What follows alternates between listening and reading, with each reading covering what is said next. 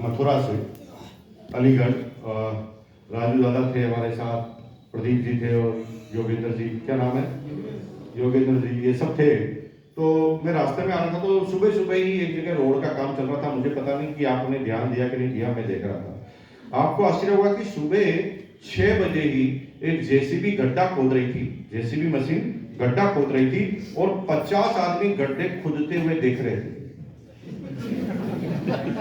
बड़ी गहनता और गहराई से देख रहे थे, क्योंकि जब वो सुबह घर से निकले थे तो उनका कोई टारगेट नहीं था, तो जेसीबी ने अपना टारगेट बना लिया और सब लोग उस जेसीबी को गड्ढा खोदते हुए देख रहे थे। लेकिन मजे की बात है कि सभी लोग नहीं रुक रहे थे। जिनको हॉस्पिटल जाना था वो तेज गति से निकल रहे थे, गड्ढे की तरफ देख भी नहीं रहे थे। जिनको ऑफिस जाना वो तेज गति से निकल रहे थे, गड्ढे की तरफ देख नहीं रहे थे। गड्ढे की तरफ कौन देख रहे थे? जो घर से कोई काम लेके निकले ही नहीं, उनका कोई टारगेट ही नहीं था, वो तो बड़ा घूर के देख रहे थे कि गड्ढा कितना खुल गया। आपकी जिंदगी भी ऐसे ही हो जाएगी, कब भटक जाओगे तुम्हें पता ही नहीं। 1 रुपया 60 पैसा इसलिए इकट्ठा किया क्योंकि बिजनेस करने का टारगेट बनाया था। बच्चे अक्सर बड़े चंचल होते हैं, उनके सामने जब कोई टॉफी खाता है तो बड़ी दिक्कत होती है उनको भी लगता है मैं टॉफी खाऊं। बच्चे कंपटीशन करते हैं। आपका पड़ोस का राजू जब छोटी सी कार लेकर आता है तो आपका बच्चा भी उस कार की जिद करता है। बच्चे में इतनी मेच्योरिटी नहीं होती कि पिताजी के सामने वो जब मार्केट में जाता है तो जिद करता है ना, तो ये नहीं कहता पिताजी आपकी औकात भी है कि नहीं, जिद करूं कि नहीं करूं। वो हर चीज पे जिद करने लग जाता है, पिताजी की सैलरी चाहे कितनी भी हो, क्योंकि बच्चे के पास इतना माइंड नहीं होता, इतनी सिंसियरिटी नहीं होती। वो देखता है मेरा बाप सब कुछ कर सकता है, मेरा बाप दुनिया का सबसे बेहतरीन बाप है और ये चाहे तो एरोप्लेन भी ला सकता है। लेकिन ये बच्चा होता है तब तक ही ऐसा सोचता है। जब बच्चा 10वीं में आता है तो लगता है मेरा बाप सबसे बेचारा बाप है, ये कुछ नहीं कर सकता, कुछ भी नहीं। ये हकीकत है। छोटे बच्चों के सब हीरो होते हैं, सबके पिताजी जो है ना छोटे बच्चों के हीरो होते हैं। लेकिन जैसे जैसे बच्चे बड़े होते हैं पिताजी की हकीकत का पता चलने लगता है। तो मैंने 1 रुपया 60 पैसा इकट्ठा कर लिया। मेरी क्लासमेट थी 5वीं क्लास में, ललिता राजपूत। आपको आश्चर्य होगा कि वो मुझे बहुत चिढ़ाती थी। मैं जो ही उसके सामने जाता था, क्योंकि मैं कभी टॉफी खाता नहीं था, तो मैं उसके सामने जाता था, वो मुझे टॉफी खा के चिढ़ाती थी। वो अपनी ज्योमेट्री बॉक्स में से एक लॉलीपॉप निकालती थी, मेरे सामने रेपर खोलती थी और चाटती थी और रेपर लगा के 1 महीने तक वो टॉफी को चलाती थी ज्योमेट्री में, है ना। वो सिर्फ मेरे को टारगेट बना के चिढ़ाती थी। तो मुझे भी डर लगता था, मुझे भी लगता था कि यार एक दिन मैं भी एक लॉलीपॉप लाऊंगा और इसको चिढ़ाऊंगा, बड़ी बात। लेकिन जो ही मैं अपने टारगेट को याद करता था, मैंने कहा भाड़ में जाए, है ना, हमें तो बिजनेस करना है। और हम टारगेट की वजह से भटकते नहीं थे। जीवन में टारगेट बहुत जरूरी है। 1 रुपया 60 पैसा इकट्ठा हो गया, लेकिन हमने जब हिसाब लगाया तो 1 रुपया 60 पैसे में दुकान चालू नहीं हो सकती। तो हमारे भाई ने भी 1 रुपया 60 पैसे इकट्ठे कर लिए। हमारे भाई ने 1 रुपया 60 पैसे क्यों इकट्ठे कर लिए पता है? क्योंकि उनकी संगत में मैं था।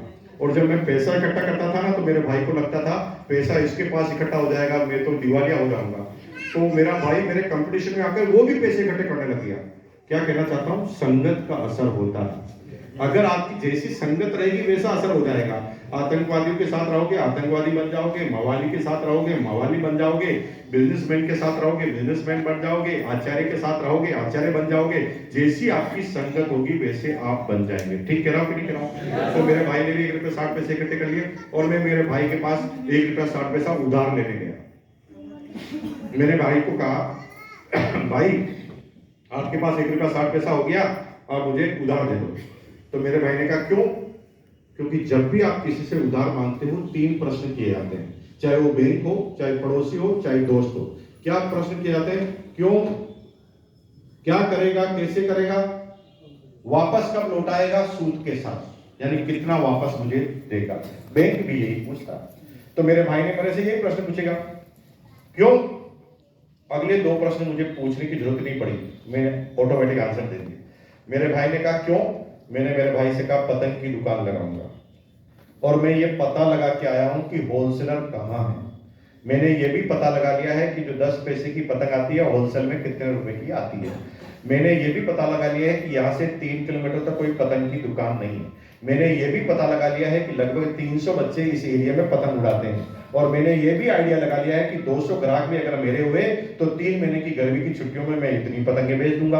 और अगर इतनी पतंगे बेच दूंगा तो इतना मेरा टर्नओवर होगा, इतना मेरा टर्नओवर होगा तो इतना मेरा प्रॉफिट होगा। और अगर मेरा इतना प्रॉफिट हुआ तो 1 रुपया 60 पैसा भाई तू मुझे देगा, मैं तुझे 1 रुपया 90 पैसा वापस दूंगा। कौन सी क्लास में? मेरे भाई ने 8वीं क्लास में होते हुए मुझे 1 रुपया 60 पैसा उधार दे दिया और मैंने पतंग की दुकान लगा ली। और आपको आश्चर्य होगा प्रदीप जी कि मैंने मात्र 3 महीने में अपने पैसे को डबल कर दिया।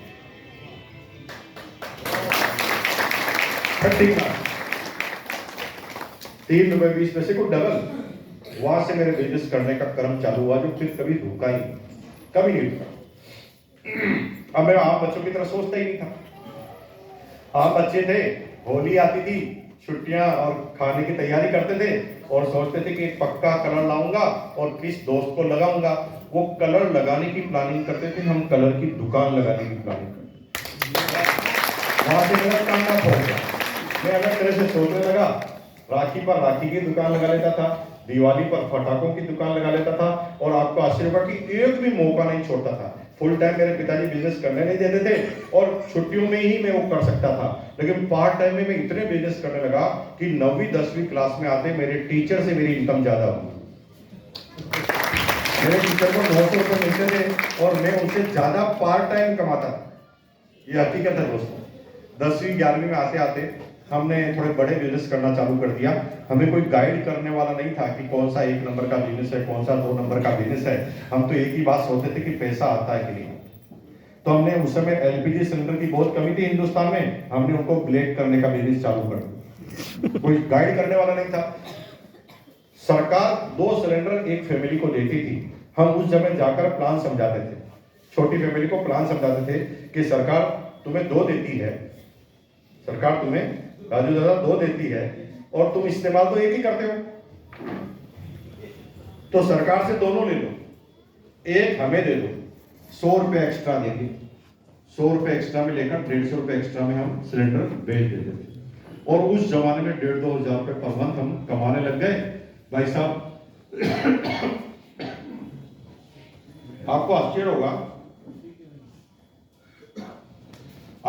होगा कि हमारे प्रिंसिपल के पास लूना थी, हमारे पास टीवीएस चैंप मोपेड हुआ करते थे और दोनों ही एक साथ स्कूल के अंदर घुसा करते थे। सब कुछ जीवन में ठीक ठाक, पानी का इंतजाम है। ठंडा तो नहीं, थोड़ी तबीयत खराब हो रही भैया, आप साथ देंगे तो ठीक हो जाएगा। यस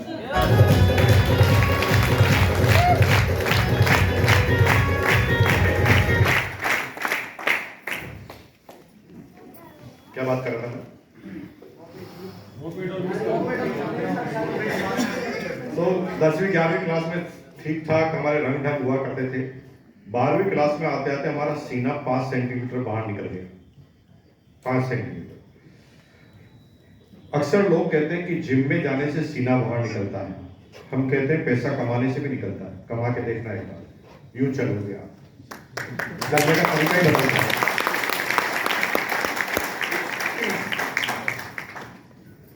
12वीं क्लास में आते थे हम किसी से डरते नहीं थे क्योंकि जेब में पैसों की ताकत थी।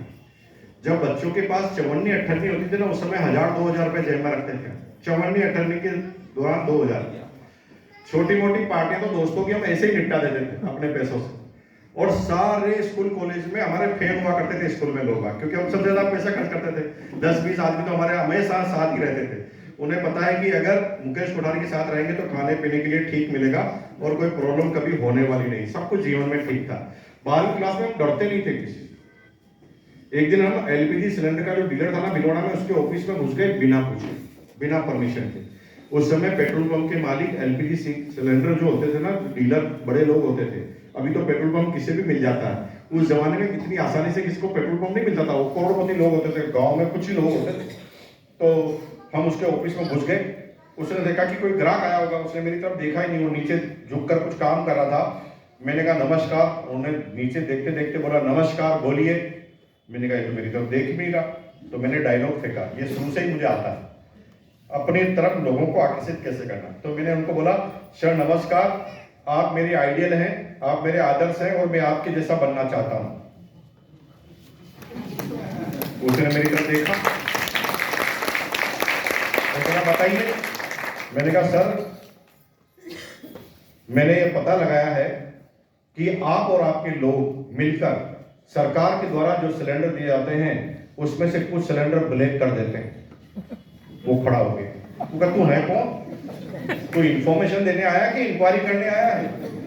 मैंने कहा सर मैं इंफॉर्मेशन देने नहीं आया हूँ, इंक्वायरी करने नहीं आया हूँ, आप मेरे आदर्श हैं, मैं आपके जैसा बनना चाहता हूँ और आपका नाम जब खराब होता है तो मेरे से रहा नहीं जाता, इसलिए मैं चाहता हूँ कि आज के बाद आप एक भी सिलेंडर ब्लैक ना करें, जो भी करना है मेरे थ्रू करें।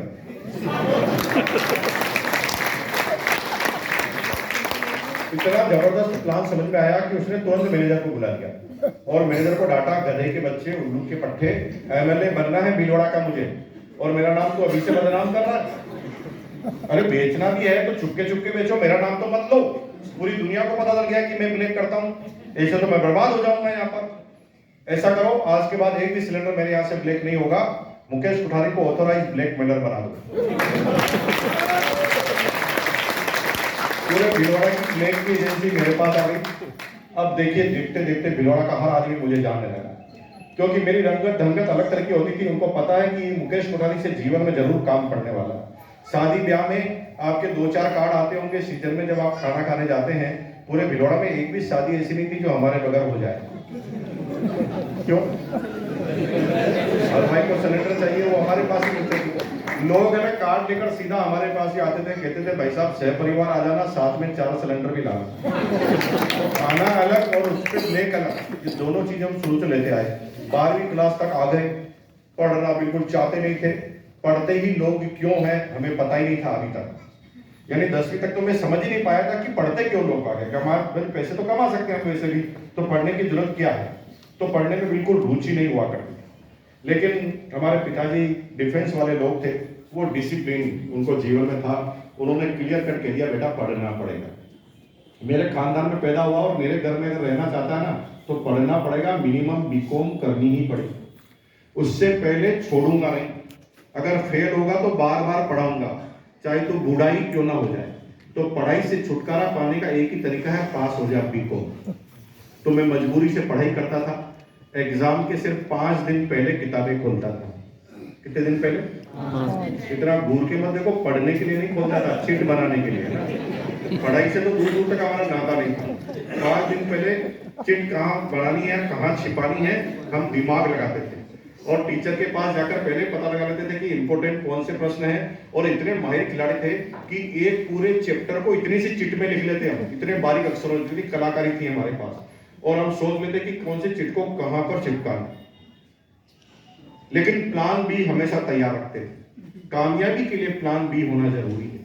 अगर आप नौकरी कर रहे हैं तो कामयाब नहीं होंगे, प्लान बी अगर आपके पास नहीं है। अगर प्लान बी नहीं है तो फिर जीवन में आप आगे नहीं बढ़ेंगे, क्योंकि जीवन में हर जगह धोखे आएंगे, कई जगह प्रॉब्लम आएगी। तो प्लान बी क्या है आपके पास? तो हम प्लान बी भी तैयार रखते थे। क्यों? क्योंकि हमें पता है कि कभी कभी एग्जामिनर थोड़ा खड़ूस आ सकता है, एग्जामिनर थोड़ा टाइट आ सकता है, और जब एग्जामिनर टाइट हो गया तो हम चिट को निकाल नहीं पाएंगे। तो हम प्लान बी तैयार रखते थे। प्लान बी में हम एक्सपर्ट की कॉपी करते थे। हम पहले ही पूरे साल में ये पता लगा लेते थे कि कौन कौन किस विषय का एक्सपर्ट है, और उसे पहले ही जाके धमका देते थे। शाम दाम दंड भेद कैसे भी करके क्लियर कर लेते थे कि बेटा अगर इस स्कूल में रहना है तो मुझे कॉपी करवानी ही पड़ेगी, तो या तो पैसे ले ले या फिर तू जूते खा के समझ जा, लेकिन तुझे पढ़ाना, मुझे टिकवाना पड़ेगा ही पड़ेगा। और हमने बिल्कुल क्लियर कर लेते थे। और मजे की बात है कि शुरू से ही इतने जोरदार खिलाड़ी हैं कॉपी करने के कि जिससे हम कॉपी करते थे ना उसके हमेशा 90 नंबर आते थे, हमारे 95 हमेशा आते थे। आपको हंसी आ रही है, अब हंस जाओगे तो इससे क्या सीखोगे बताओ। ये टेक्नोलॉजी का कॉपीराइट केवल मुकेश कोठारी के पास ही है। 150 रुपए में ये सिलेबस नहीं मिलता, आज की सेमिनार का सिलेबस नहीं है। ये प्यार सम्मान इज्जत देने से मिलेगा। अगर प्यार से मेरे से पूछोगे कि क्या तरीका है तो बता दूंगा, और अगर नहीं पूछोगे तो ठीक है ना यार, हर चीज बताना जरूर थोड़ी बताओ। तो मैं आपको फाइनल बता दूं कि मैं बहुत सारी ऐसी बातें बोलूंगा जिसका कॉपीराइट केवल मेरे पास ही है, दुनिया में कोई इसका आंसर जानता ही नहीं मेरे अलावा। तो मेरे से जब भी कोई प्यार से प्रेम से पूछोगे तो बताऊंगा, ठीक है जी। और पूछने का तरीका है, सब लोग अपने हाथ को ऐसे करो, ऐसे करो, ऐसे ऐसे करो। सबको करना जरूरी है। अगर आपका पड़ोसी नहीं करता तो मार मार के करो, करना जरूरी है। इस सेमिनार में करो, ऐसे ऐसे थोड़ा हाथ को ऊपर करो, पहले 2 आदमी एक हाथ ही करो, एक ऐसे करो और बोलो बताओ बताओ बताओ। तो यार आपकी गर्दन नहीं हिल रही। अगर आपकी गर्दन नहीं हिल रही तो ऐसे लगता है अल्लाह के नाम पे ले ले बाबा। गर्दन हिलाओ ना यार, रिक्वेस्ट फॉर्म में। बताओ बताओ बताओ मेरे भाई, बताओ। ऐसे जब भी बोलोगे मैं बताऊं, डराने की कोशिश मत करना मेरे को, डरता ही नहीं किसी से। ठीक है जी, बता दूं? क्योंकि हम कॉपी बचपन से ही एक्सपर्ट की ही करते थे। अगर मैथमेटिक्स का एग्जाम है ना, अलजेब्रा में अगर ये होशियार है तो अलजेब्रा की कॉपी इन्हीं से करेंगे ठान लेते थे। टिग्नोमेट्री में ये होशियार है तो टिग्नोमेट्री की कॉपी इन्हीं से करेंगे ठान लेते थे। प्रॉफिट एंड लॉस में अगर ये होशियार है तो इनसे कॉपी करेंगे, परसेंटेज में अगर ये होशियार है तो इनसे कॉपी करेंगे। और भाई साहब जब एग्जाम होता तो हम तो सब एक्सपर्ट की कॉपी करते थे, वो केवल अपना ही दिमाग लगाते थे। तो वो अपने दिमाग से 90 नंबर लाते थे, हम चारों के दिमाग से 95। और यही हमारी इस बिजनेस में कामयाबी का मंत्र है। मेरी 4 अपलाइन हैं। The first is KC Chhabra ji, second is BC Chhabra ji, third is Berudan Karwa sir and fourth is Prahlad Rai sir. ये 4 मेरी अपलाइन है। मजे की बात है, केसी छाबड़ा जी से हमने सीखा कि आंकड़ों के साथ कैसे बात की जा सकती है, सबूतों के साथ कैसे बात की जा सकती है। आंकड़े दिखाना हमने केसी छाबड़ा जी से सीखा। बीसी छाबड़ा जी से हमने बातें करने की कला सीखी कि मास पब्लिक में किस तरह से बात की जाती है। बेरुदान करवा से हमने सीखा रिलेशनशिप कैसे मेंटेन की जाती है। Relationship is the by product of sale. अगर आप रिलेशनशिप मेंटेन करोगे तो जीवन में कई जगह ऑटोमेटिक कामयाब हो जाएंगे, क्योंकि आप हर जगह रिलेशनशिप को मेंटेन करते हैं। ये सीखा हमने बेरुदान करवा सर से। और प्रहलाद राय सर से हमने सीखा कैलकुलेशन। 2 नेगो से कैसे रॉयल्टी आती है, 4 नेगो से कैसे टेक्निकल आता है, कैसे रॉयल्टी टेक्निकल एक साथ काउंट होता है, डिफरेंस कमीशन कैसे निकलता है। ये सारी हमने सीखा प्रहलाद राय सर से। और मजे की बात है, चारों से सीखकर चारों से ही आगे निकल गए।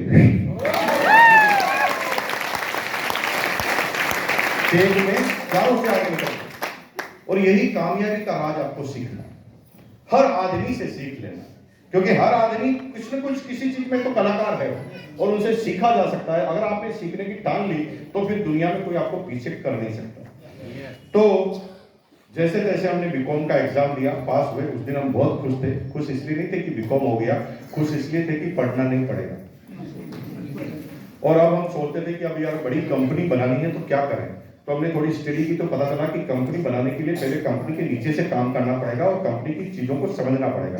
तो नौकरी करके धीरे धीरे हम नौकरी करेंगे। नौकरी के बाद सुपरवाइजर बनेंगे, सुपरवाइजर के बाद मैनेजर बनेंगे, मैनेजर के बाद जनरल मैनेजर बनेंगे, जनरल मैनेजर के बाद उस कंपनी का सीईओ बनेंगे, सीईओ बन के उसी कंपनी को खरीद लेंगे। इतना आसान है सोचना। हमने सोच लिया और हमने दोस्त के पिताजी की मदद से नौकरी चालू कर दी। 1 महीना इतना दम लगा के काम किया, मैंने सोचा कि साला सबको पीछे छोड़ दे। तो पूरा एकाग्रता से हमने कमिटमेंट से उस कंपनी में काम करना चालू किया। 1 महीना खत्म हुआ तो मेरा बॉस बहुत खुश। मेरे बॉस ने मुझे केबिन में बुलाया, मेरे कंधे पर हाथ रखा और बोला, वेरी गुड, बहुत आगे जाएगा, शाबाश। जितने भी बीकॉम आते हैं उसको हम 700 रुपए महीना देते हैं, तुम्हें 750 देंगे। एक आदमी 2,500-3 हजार रुपए पहले ही पार्ट टाइम में कमा रहा था, उसको 12 घंटे के बाद क्या बोला, 750 देंगे। तो मुझे इतनी हंसी आई कि मैं केबिन से बाहर निकल के गाना गाया, तेरी दुनिया में न रखेंगे कदम, तेरी दुनिया में न रखेंगे कदम आज के बाद। और मैंने कसम खा ली कि मैं नौकरी करूंगा नहीं।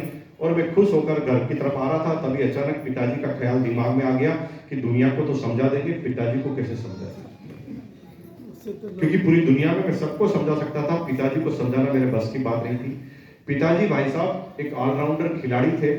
वो पास में खड़े हुए, कहां से उनका पैर हाथ पैर निकल जाए, फुटबॉल क्रिकेट के खिलाड़ी थे, किधर छक्का में लग जाए, किधर चौका लग जाए, थप्पड़ तो 1 सेकंड में लग जाती थी उनके पास जाने से। कभी पैर से मार देते थे, कभी हाथ से, पीछे खड़े होते तो पीछे से भी मार देते। तो भैया उनके पास जाने से ही डरती थे। तो हमने सोचा यार पिताजी को कैसे समझाएंगे, पिताजी को कहेंगे नौकरी छोड़ रहे तो पिताजी तो 2-4 वैसे ही मार देंगे। तभी मेरे दिमाग में आइडिया आया, माँ के आगे पिताजी की चलती नहीं।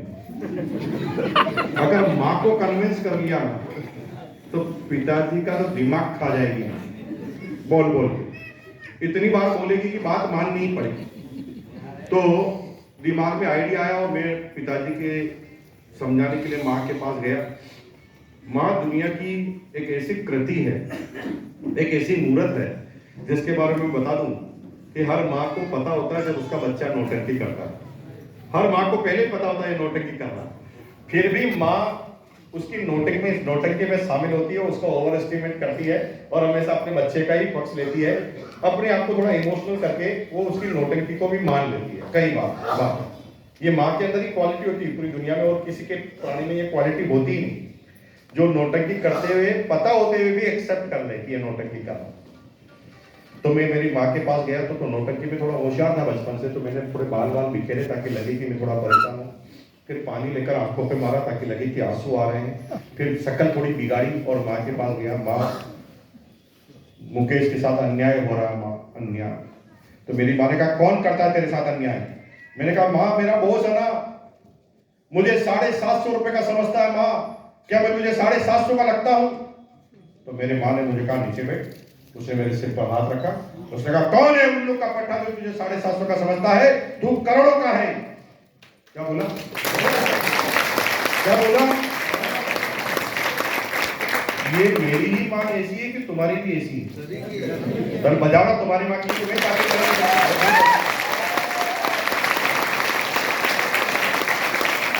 दुनिया में माँ ही ऐसी करती है जो हमें बच्चे को हमेशा ओवर एस्टिमेट करती है, और दुनिया में हर व्यक्ति अंडर एस्टिमेट करता है, हर व्यक्ति।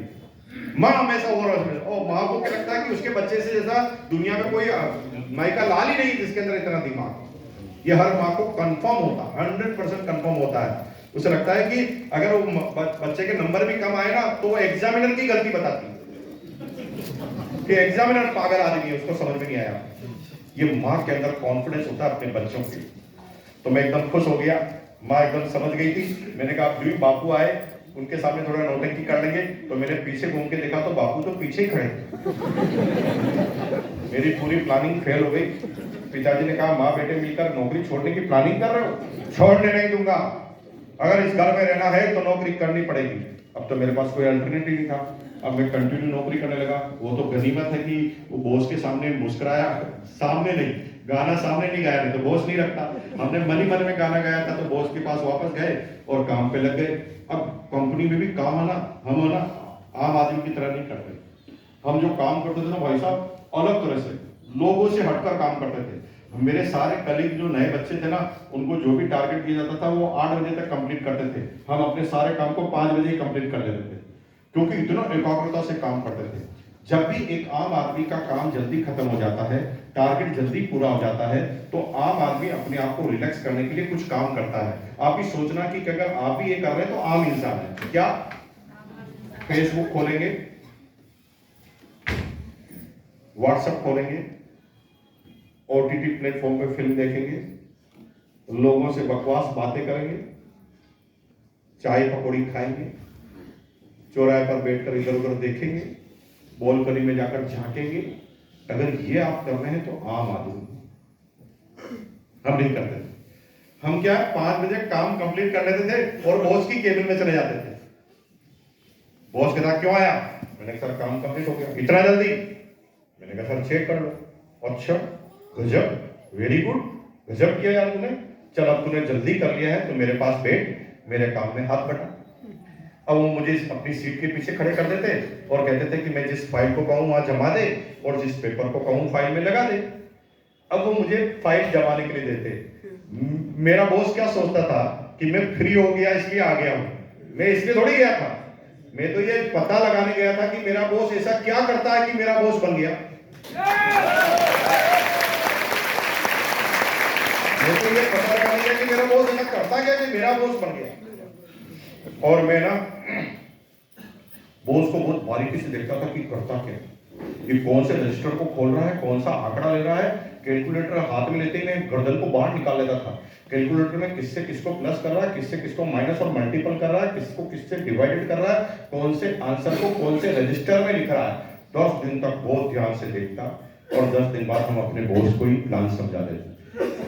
बॉस को कहते थे बॉस आप MBA हैं, मास्टर ऑफ बिजनेस एडमिनिस्ट्रेशन, और आपको पता है आप जैसे इंटेलिजेंट आदमी धरती पर बहुत कम पाए जाते हैं।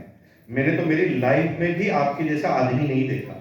बस एक ही चीज का माइनस पॉइंट है कि आप काम छोटे मोटे करते हैं। बॉस को गुस्सा गया, कौन है छोटा मोटा? मैंने कहा ये आप जो करते हो ना ये बॉस मैं भी कर सकता हूँ, आपको कुछ बड़ा करना चाहिए। उसने कहा पागल आदमी, जो मैं काम करता हूँ इसमें पूरी कंपनी टिकी हुई है। मैंने कहा सर कौन किस पे टिका हुआ मुझे पता नहीं है, मुझे ये पता है कि आप करते हो वो मैं कर सकता हूँ। वो कहा चल करके बता। मैं 3-4 एंट्री करता, बॉस को कंफर्म हो जाता कि मैं कर सकता हूँ। अब बॉस को मजा आ गया, बॉस का असिस्टेंट मिल गया काम करने वाला। अब बॉस पूरे दिन में इधर उधर घूमता रहता और वो उसके काम मुझे बताकर चला जाता। और मुझे की बात यह है कि बॉस ना जब भी कंपनी में निकलता था तो मेरे कंधे पर हाथ रख के निकलता था, और मैं पूरी कंपनी का सेकंड बॉस बन गया, क्योंकि पूरी कंपनी वालों को पता चल गया कि ये बॉस का राइट हैंड है। सब मेरे से डरने लगे। आपको आश्चर्य हुआ कि सबसे ज्यादा इंक्रीमेंट मेरे वैसे लगता था, और बॉस इतना खुश होता था कि कभी मैं 500,000 रुपये उधार भी मांगता था तो बॉस 1 सेकंड में दे देता था। लेकिन माइनस पॉइंट एक ही था कि बॉस छुट्टी नहीं देता। क्यों? तो बोलो यार भाई, कुछ लोग तो ऐसे घूर घूर के देख रहे हैं जैसे, अरे यार बोल दो ना यार, इसका काम कौन करेगा?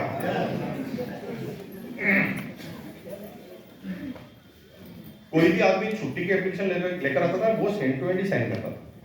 और मैं एक बार एप्लीकेशन 10 दिन तक रख दी, बॉस ने मेरी एप्लीकेशन को देखा तक नहीं। तो मुझे इतना गुस्सा आ गया, इतना ज्यादा गुस्सा आ गया कि मैंने बॉस को क्लियर कर दिया, बॉस आप इस पर साइन करो या ना करो, मैं लंच के बाद नहीं आ रहा, मेरी छुट्टी है, चाहे तो आप मेरे से नौकरी से निकाल दो, बहुत अर्जेंट है, मैं लूंगा ही लूंगा। तो बॉस एकदम सीरियस हो गया। उसने कहा यार ऐसा क्या काम है? मैंने कहा बॉस बच्चे की फीस जमा करनी है, आज लास्ट डेट है। तो बॉस कहते तो अच्छा लास्ट डेट है? मैंने कहा हाँ लास्ट डेट है। ऐसा करते हैं, मैं अभी घर पर लंच पे जा रहा हूं, मैं घर से आते हुए तेरी फीस जमा कराते हुए आऊंगा।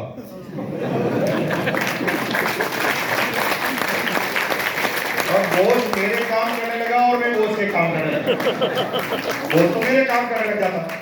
थोड़े दिन बाद तो मेरी बीवी मुझे सब्जी की लिस्ट देती थी, मैं बॉस को दे देता था सुबह सुबह, और सब्जी मंडी चला जाता था और हम अपने काम को करने लग जाते थे। भाई साहब धीरे धीरे धीरे धीरे धीरे धीरे बॉस को इतना खुश रखते थे कि बॉस सबसे ज्यादा इंक्रीमेंट मेरा लगाता था। इतने इंक्रीमेंट लगाता था कि हम बॉस की सैलरी के नजदीक आ गए। अब बॉस को ही डर लगने लगा, क्योंकि बॉस तो हमारे इंक्रीमेंट लगाता था और उसका इंक्रीमेंट उसका बॉस लगाता था। तो उसका बॉस उससे ज्यादा खुश नहीं था और मेरा बॉस को मैंने खुश किया हुआ था। तो मेरे बॉस के इंक्रीमेंट तो मेरे को लगते थे, लेकिन उसके बॉस के नहीं लगते थे। तो सैलरी में 2,500-3,000 हजार का अंतर रह गया, 2-2,500 हजार। तो बॉस को लगने लगा डर, उसने लगा तो मेरे से आगे निकल जाएगा। अब बॉस है ना बहुत प्यार से मुझे समझाता था, बहुत अरे इतनी सैलरी है, कोई कम थोड़ी है, मेरी भी कहाँ है, ऐसे मुझे कन्विंस करता था। अब मेरी सैलरी नहीं बढ़ती। तो मैंने क्या किया, छुट्टी मार ली 15 दिन की बिना पूछे। किस्मत इतनी जोरदार थी कि कंपनी का मालिक उन्हीं दिनों में आ गया कंपनी में, जो मुझे जानता भी नहीं था। तो कंपनी के मालिक ने सारे मैनेजर को बुलाया, कहा रिपोर्ट दो रिपोर्ट दो। तो सारे मैनेजर ने रिपोर्ट दी। तो मेरे बॉस को कहा रिपोर्ट दो। तो मेरे बॉस ने कहा रिपोर्ट नहीं मिल सकती सर। वो क्यों? मुकेश कोठारी छुट्टी पर है। मेरी कंपनी का मालिक मेरा नाम भी नहीं जानता था, मेरे नाम का इंट्रोडक्शन मेरे बॉस ने कराया। अरे वो बॉस इसलिए है, वो मालिक इसलिए है क्योंकि उसके अंदर दिमाग है। उसे लगता है, उसे क्लियर हो गया कि इसकी रिपोर्ट अगर मुकेश कोठारी की वजह से रुक सकती है तो इसकी जरूरत क्या? उसने तुरंत जो है ना 4 मुस्टंडे मेरे घर पर भेज दिए, बड़े बड़े पहलवान। और मैं लुंगी में घूम रहा था घर में, इधर उधर काम तो था ही नहीं, ऐसी छुट्टी ले ली। तो वो मेरे पास आए, उसने कहा चलो चलो, मालिक ने बुलाया। मैंने कहा मैं कहीं नहीं जा रहा, 15 दिन की छुट्टी है। वो कह नहीं नहीं, ऑप्शन थोड़ी दे रहे हैं, प्रेम से पूछ रहे हैं कि चल रहे हो कि उठा के ले चले। मेरे को जबरदस्ती गाड़ी में बिठाया और बॉस के सामने ले जाके खड़ा कर दिया। बॉस ने मुझे दूर से देख के कहा तू मुकेश कोठारी है? मैंने कहा सर मैं मुकेश कोठारी हूं। क्यों नहीं आ रहा? दमनता से क्यों नहीं आ रहा? मैंने कहा सर नहीं आना तो बहाना है, असल में नौकरी छोड़नी है, सैलरी परवड़ती नहीं। इसे कहते हैं सही समय पर सही सोचता। समय पर निर्णय लेने वाला आदमी कैसे कामयाब होता है इसको समझिए। कुछ लोग समय पर निर्णय नहीं ले पाते। एमराल्ड बन गए तो भी नौकरी में इतने ज्यादा बिजी हो रहे हैं कि ना वो एमराल्ड से स्टार एमराल्ड पा रहे हैं, ना नौकरी को ढंग से कर पा रहे हैं। यहाँ पर कुछ गड़बड़ होती है। लेकिन कुछ लोग एक्स्ट्रा ऑर्डिनरी डिसीजन ले लेते हैं। अभी तो आरसी में रॉयल्टी भी नहीं आई और कह रहा मैं नौकरी छोड़ू। ये दोनों बेवकूफी है। सही समय पर सही निर्णय लेना आपको आना चाहिए। अगर जीवन में नहीं आया तो जीवन में कई जगह पर आप पीछे रह जाएंगे। आपके दादाजी है ना, सही समय पे सही निर्णय नहीं ले पाए। आज भी आप अपने दादाजी के पास जाएंगे तो आपको क्या घटनाएं सुनाएंगे पता है? ये महाजन होटल, ये जमीन तो हमें 5 रुपए गज में मिल रही थी, ले लेता तो करोड़पति होता। किसी ने रोका? ले लेते ना, लेकिन सही समय पर सही निर्णय नहीं ले पाए, कैलकुलेशन सही नहीं थी, और जिसने ली वो करोड़पति बन गए। सही समय पे तो सही निर्णय लेना पड़ेगा। मुझे पता चल गया कि मैं छुट्टी पे हूं, फिर भी मेरे मालिक ने मुझे बुलाया है, इसका मतलब मेरी जरूरत पड़ गई है। तो मैंने तुरंत बोल दिया, बिल्कुल डर बना। मैंने कहा नौकरी छोड़नी है। तो उसने कहा भाई क्यों नौकरी छोड़नी है? मैंने कहा सैलरी बढ़ती नहीं है। कितनी मिलती है? मैंने कहा 3,500। ठीक है, कल से आ जाना, 4,000 कर देंगे। मैंने कहा सर 7,000। 100% इंक्रीमेंट देने वाला मुकेश तिवारी पूरी कंपनी का पहला आदमी था, और मैंने अपने बॉस के इनकम को क्रॉस कर दिया एक ही झटके। 1999 में मेरी सैलरी 13,000 बेसिक हो गई। I am the deputy marketing manager of this company. और आपको आश्चर्य होगा कि 13,000 की सैलरी होने के बाद 1999 में 13,000 का मायना बता दूं पहले तो जो लोग समझदार हैं। 1999 में डीसी डिस्ट्रिक्ट कलेक्टर की बेसिक सैलरी 9,998 होती थी। जब मैं 13,000 कमाता था, 26 साल की मेरी एज थी। सब कुछ जीवन में ठीक था, लेकिन नौकरी करते हुए भी मेरे टूटे फूटे दिमाग में कुछ न कुछ कारनामे आते रहते थे।